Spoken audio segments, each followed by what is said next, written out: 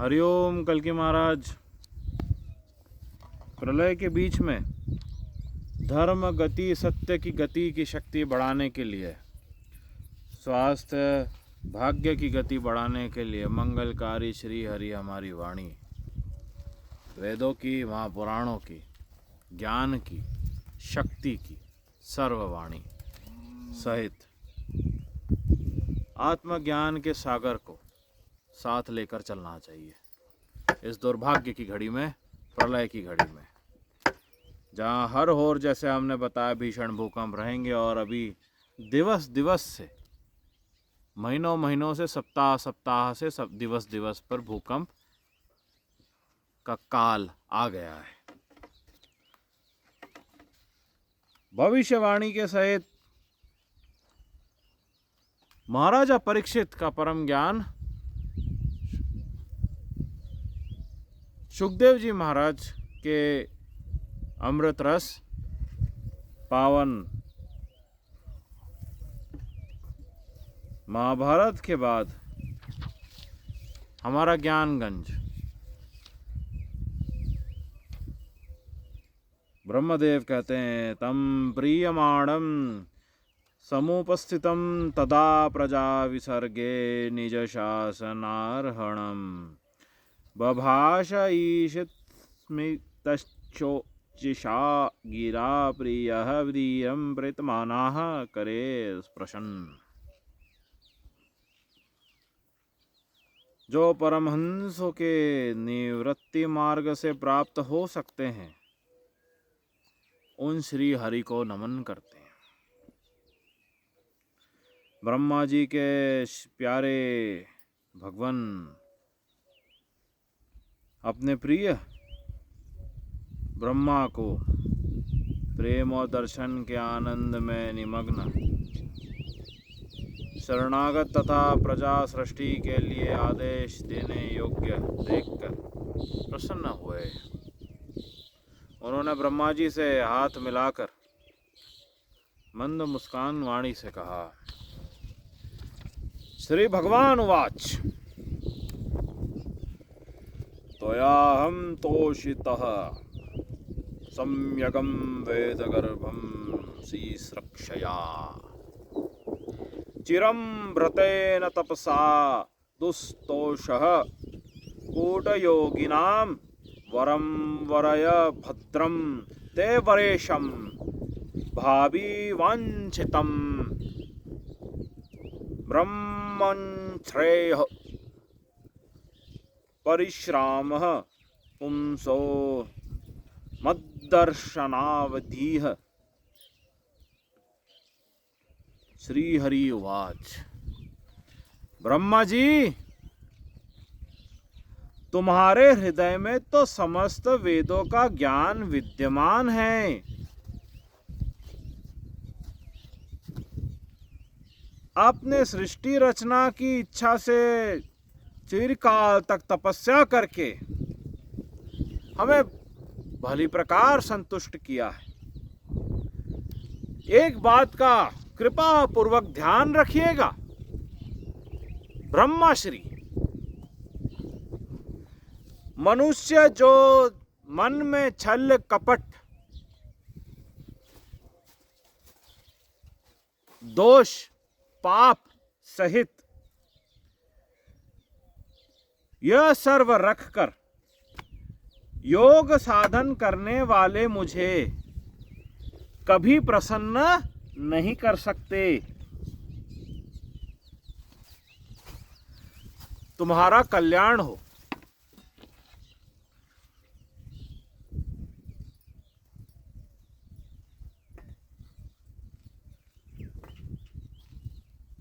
वेदों का ज्ञान लेना, महापुराणों का ज्ञान लेना और साथ में मन में छल कपट की भावनाएं रखना, हरि निंदा की भावनाएं रखना, ज्ञान की निंदा रखना, वह कदापि ज्ञान सागर वेद दिव्य ज्ञान शब्द स्वर मात्र मात्र टूटे हुए अक्षर की तरह रह जाते हैं, जिनके लिए ओम नमः शिवाय मंत्र शव की तरह बन जाता है।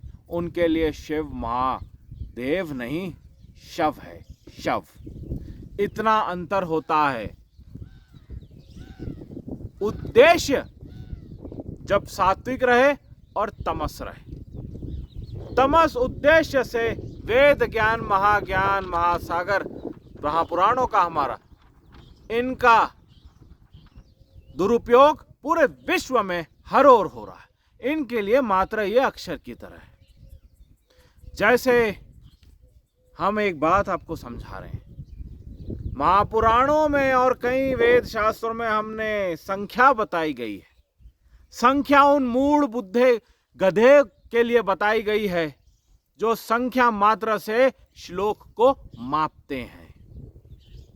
जिनके मन हृदय आत्मज्ञान युक्त, संयम से, शुद्धता से, सात्विकता से युक्त होता है, उनके लिए मन से बस एक बार मंत्र पूर्ण काम कर देता है। वही एक गधे के लिए कोटि बार भी वो श्रवण करेगा, वो मात्र टूटे अक्षर की तरह काम करेगा, क्योंकि उसका कोई अर्थ ही नहीं बचा।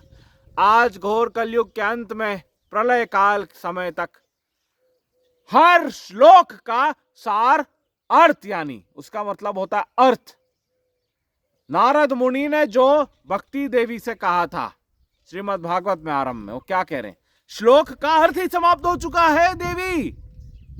यानी ये ढोंगी, पंडित, नालायक, मूढ़ बुद्धि गधे की औलादे, सुअर, ये कितने ही कल्पों तक इनका श्रवण करे, ये रहेंगे गधे ही, जन्मेंगे गधे ही।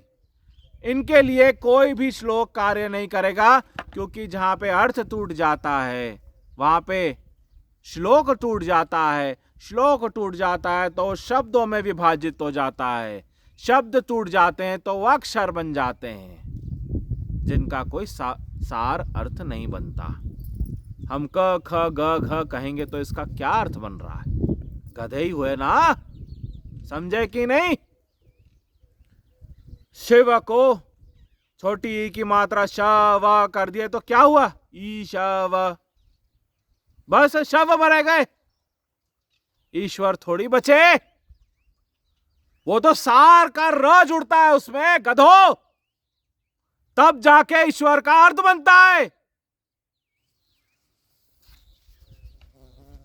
श्री हरि उवाच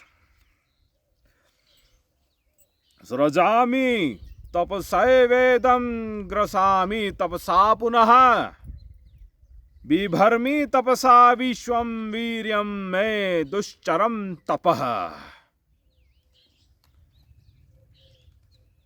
ब्रह्म जी उन समय सृष्टि रचना कर्म करने में किम कर्तव्य विमूढ़ आप हो रहे थे, इसी से मैंने तुम्हें तपस्या करने की आज्ञा दी थी। क्योंकि हे निष्पापी, तपस्या मेरे हृदय और मैं स्वयं तपस्या का परमात्मा हूं। मैं तपस्या से ही संसार की सृष्टि करता हूं।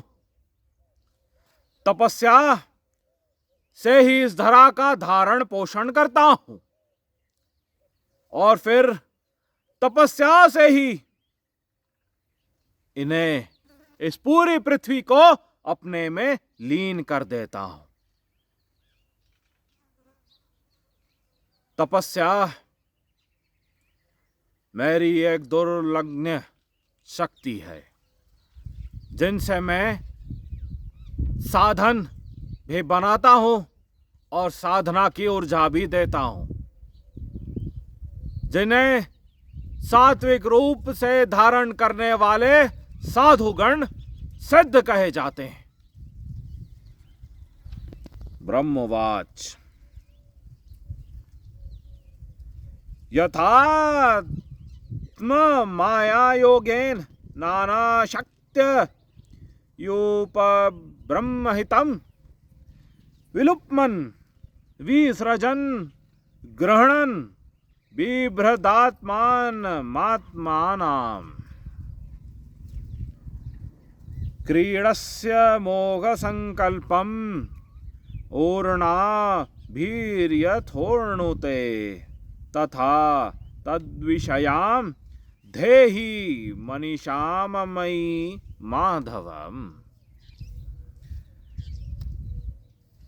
भगवन ब्रह्मोवाच। भगवन, आप समस्त प्राणियों के अंतःकरण साक्षी रूप में पृथ्वी पर पंचभूत की शक्ति बनकर विराजित रहते हैं। आप अपने अप्रतिहत ज्ञान से यह जानते ही है कि यह सृष्टि की रचना मैं आपके ही कृपा से कर रहा हूं। नाथ, आप कृपा करके मुझ याचक की यह मांग पूरी कीजिए कि मैं रूप रहित आपके सगुण और निर्गुण दोनों ही रूपों को जान सकूं। आप माया के स्वामी है। आपका संकल्प कदापि व्यर्थ नहीं जाता। जैसे मकड़ी अपने मुंह से जाला निकालकर उसमें क्रीड़ा करती है और फिर उसे अपने में ही लीन कर देती है, वैसे ही आप अपनी माया का आश्रय लेकर इस विविध शक्ति संपन्न जगत की उत्पत्ति करते हैं और उनमें ही जन्म लेते हैं। धर्म पालन, और जब धर्म का पलायन होता है, अधर्म की वृद्धि होती है, तब संहार करने के लिए अपने आप को ही अनेक रूपों में अवतार रूपी ज्ञान सागर सहित धरा पर अवतीर्ण हो जाते हैं और यहाँ क्रीड़ा करते हैं। इस प्रकार आप कैसे करते हैं, इस मर्म को मैं जान सकूं, ऐसा ज्ञान आप मुझे कृपा करके दीजिए। आप मुझ पर ऐसी कृपा कीजिए कि मैं सजग रहकर सावधानी से आपकी आज्ञा का पालन कर सकूं और सृष्टि की रचना करते समय भी मुझे कदापि कर्तापन आदि का अभिमान से बंध ना जाऊं। यावत सखा सख्योरिवेशं ते कृतं प्रजा विसर्गे विभजामि भोजनम् अविक्लवस्ते परिकर्मणि सितो मामे सम्मुन्ने तद्धमदो जमानिनः। प्रभु, आपने एक मित्र के समान हाथ पकड़कर ज्ञान देते हुए पिता की तरह मुझे अपने ज्ञान सागर में स्वीकार किया है। अतः जब मैं आपकी इस सेवा सृष्टि रचना में लग जाऊं और सावधानी से पूर्व सृष्टि के गुण कर्म अनुसार, यानी पूर्व सृष्टि के जितने भी प्राणी रहे हो, उनके जो भी कर्म दुष्कर्म सत्कर्म रहे हो, उनके आधार पर पुनः लगूं, तब इन जीवों को विभाजन करने में तब कहीं अपने को जन्म कर्म से स्वतंत्र मानकर प्रबल अभिमान न कर बैठूं।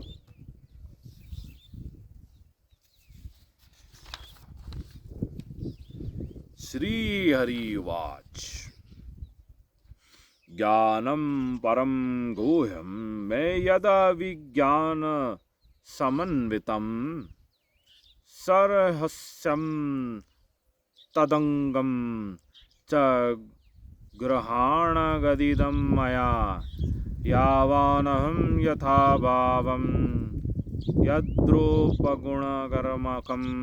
तथैव तत्त्वविज्ञानमस्तु ते मदनुग्रहात् अहमेवासमेवाग्रे नान्यद यत सदसत्परम् पश्चादहं यदेतच्च यो वशिष्यते सो सम्यहं ऋतेरथं यत प्रतीयत न प्रतीयत चात्मनि तद्विद्या तात्मनो मायं यथा भासो यथा तमा यथा महान्ति भूतानि भूतेषुच्च वचेच्वनु प्रविष्टान्यप्रविष्टानि तथा तेषु न तेष्वहम् एतावदेव विज्ञास्यं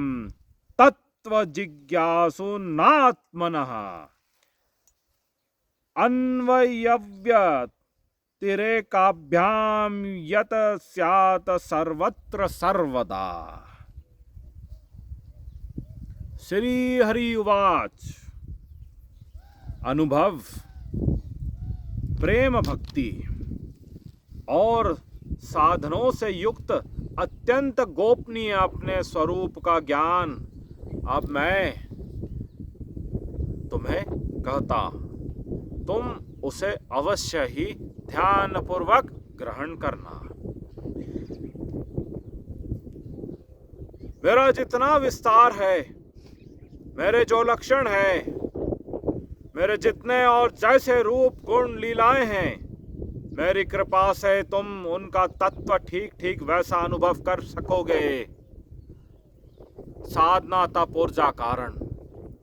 मानो यह शब्द से बने श्लोक का ज्ञान अर्थ तुम स्वयं परमात्म ज्ञान को भक्ति विश्वास से ग्रहण करते हुए उनका अर्थ स्वयं समझ पाओगे। इनके पीछे तुम्हारा परम साधन साधना का रूप है। सृष्टि के पूर्व केवल मैं ही मैं था, सदैव था, रहा था, रहता हूं और रहूंगा। मेरे अतिरिक्त ना स्थूल ना सूक्ष्म और ना तो दोनों का कारण अज्ञान। जहां यह सृष्टि नहीं है वहां मैं ही मैं हूं, और इस सृष्टि के रूप में जो कुछ प्रतीत हो रहा है वह भी मैं ही हूं, और जो कुछ बच रहेगा वह भी मैं ही हूं। वास्तव में न होने पर भी जो कुछ अनिर्वचनीय वस्तु मेरे अतिरिक्त मुझ परमात्मा में दो चंद्रमाओं की तरह मिथ्या ही प्रतीत हो रही है, अथवा विद्यमान होने पर भी आकाश मंडल के नक्षत्रों में राहु की भांति जो मेरी प्रतीत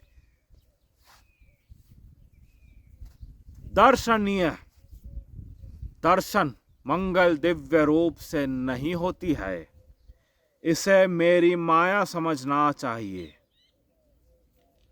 जैसे प्राणियों के पंचभूत छोटे बड़े शरीर में आकाश आदि पंचभूत उन शरीरों के कार्य रूप में निर्मित होने के कारण प्रवेश करते भी है, और पहले से ही उन स्थानों और रूपों में कारण रूप से विद्यमान रहने के कारण प्रवेश नहीं भी करते, वैसे ही उन प्राणियों के शरीर की दृष्टि मैं उनमें आत्मा के रूप से एक भाग माया का प्रविष्ट करता हूं, उनके ही पूर्वकाल कर्मों और भाव के आधार पर, और आत्मदृष्टि से अपने अतिरिक्त और कोई वस्तु न होने के कारण उनमें प्रविष्ट नहीं होता हूं। यह ब्रह्म नहीं, यह ब्रह्म नहीं। इस प्रकार निषेध की पद्धति से और यह ब्रह्म है, यह ब्रह्म है, इस अन्वय की पद्धति से यही सिद्ध होता है कि सर्वता एवं सर्वस्वरूप श्री भगवान ही सर्वदा और सर्वत्र स्थित है। यही वास्तविक सत्य है। जो आत्मा अथवा परमात्मा का तत्व जानना चाहता है, उन्हें केवल इतना ही जानने की आवश्यकता है, जो पूर्व काल के दुष्कर्म सत्कर्म के कारण उन्हें जो देह मिला है, जो ज्ञान ग्रहण करने की क्षमता मिली है, वह मेरे ही परम ज्ञान के अधीन है। ब्रह्मा जी, तुम अविचल समाधि के द्वारा मेरे इस सिद्धांत में पूर्ण निष्ठा कर लो। इसमें तुम्हें कल्प कल्प में विविध प्रकार की सृष्टि रचना करते रहने पर भी कभी मोह नहीं होगा।